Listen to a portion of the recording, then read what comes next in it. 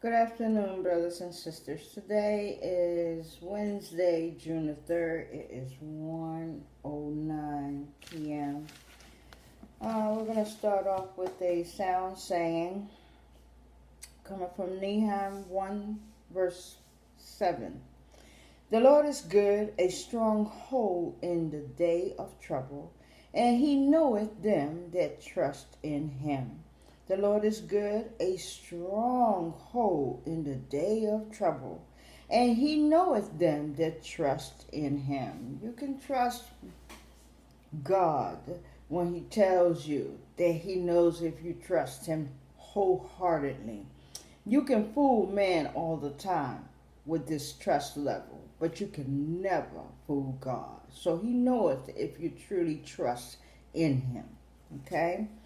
The back of it is coming from Psalms chapter 37 verse 5, and it says, Commit thy way unto the Lord, trust also in him, and he shall bring it to pass. Commit your ways unto the Lord, trust in him, and he shall what?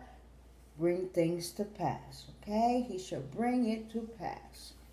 Okay, we're reading from the Old Testament this afternoon rather. It is Deuteronomy chapter 8. And turn this page. Excuse me.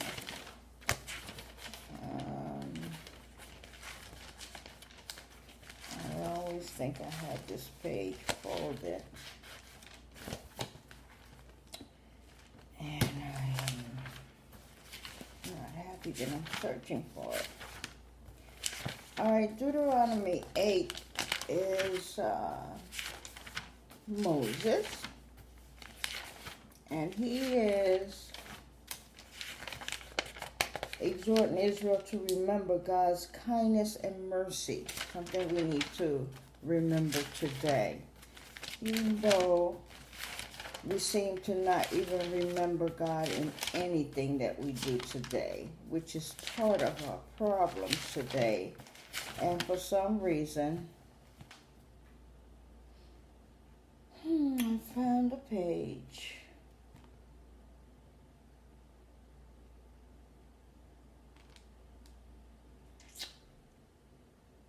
Okay. I've been lax a little bit, but from what I can see, I believe this is our first time reading Deuteronomy for this year. Okay. Let's go back a few pages. Let's put this here so we can find our way back there. All right, you know how we do it here on Spiritual Water. We always give you an introduction before we do the reading, especially if it is the first time that we have read from this particular book. And you already know the author here is Moses. However, Joshua probably recorded Moses' death in chapter 34. Days written between 1410 and 1395 BC, before Christ. Time span 1 to 2 months. Title: it is derived from the Greek word Deuteronomium, which means second law given. Background: the Pentateuch concludes with this fifth and final book of Moses. Deuteronomy begins at the end of Israel's 40-year period in the wilderness, when the new generation is preparing to enter the promised land. Now, you know that after 40 years, many of those that were young are now older, and many of the men, because of the sins of the nation in the wilderness, were not allowed to go into the promised land except for Joshua and Salem and the younger children and women. So many of them had died off, including Moses. Moses did get a chance to at least observed the promised land from a distance. Till this day, no one knows what became of Moses. He is hidden somewhere on this earth, but no one knows where he is. Okay, and that's one burial site that man will never find. In the same way that man will never find the Garden of Eden, which is here on earth, somewhere in the desert. It is hidden. It is here on earth. It is hidden somewhere in the desert. Also, the 4 rivers that run from that particular garden is also hidden. Okay? Certain things are just kept from man. So no matter how much they dig, they will never find these 2 things I speak of. Okay, let's continue with the introduction.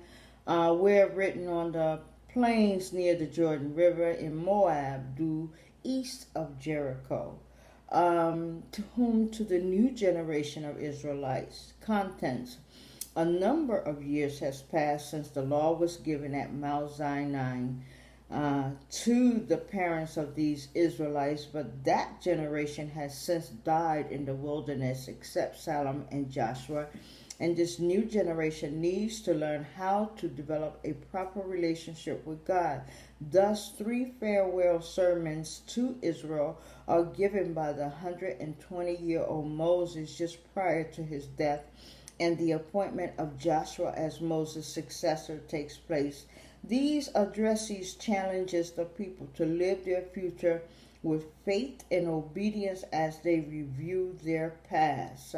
Moral and legal regulations are expanded upon, and the 10 Commandments are repeated continuously throughout the generations, with the exception of now, in which many of the servants do not review the 10 Commandments on a continual basis for whatever purpose. This is just not their style anymore.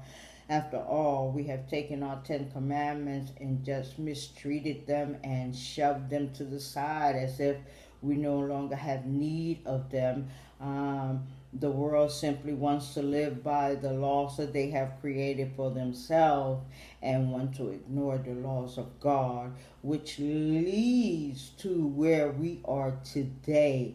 And it is seen by all that goes on the earth. So there is much going on this earth right now that is displeasing to those that inhabit the earth right now. But if you think you are displeased with what you have seen within the last few weeks in regards to an incident that happened to our young brother, just consider how displeased God is with the generation. So comparing the two is like comparing a lake to the Pacific Ocean. There's a difference there.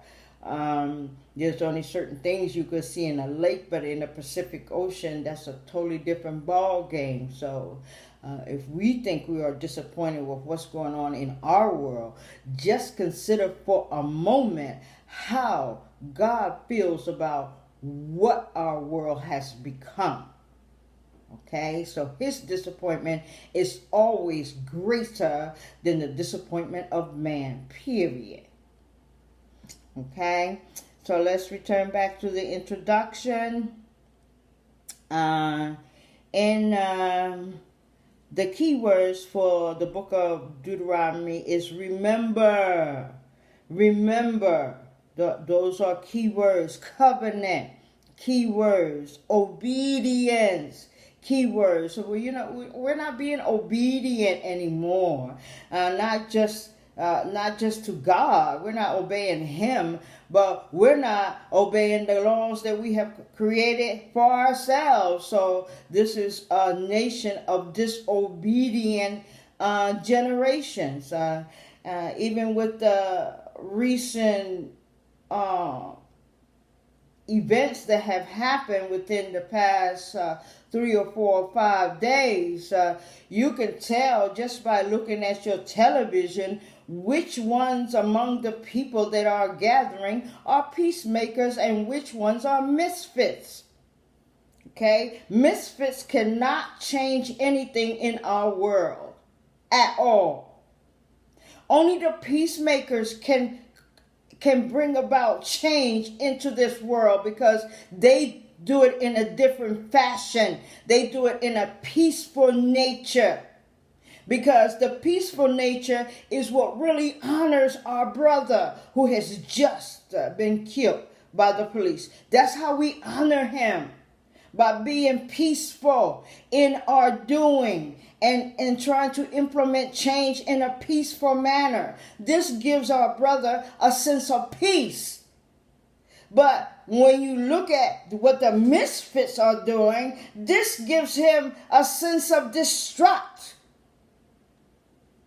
Because nothing you tear up will bring him back. Nothing.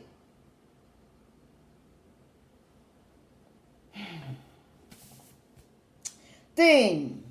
All right, let's finish the key words. Moses gives continued encouragement to the Israelites to remember the original covenant with the God of the patriarchs who have freed them from the Egyptians' bondage and sustained them through the wilderness. And he did. He sustained them.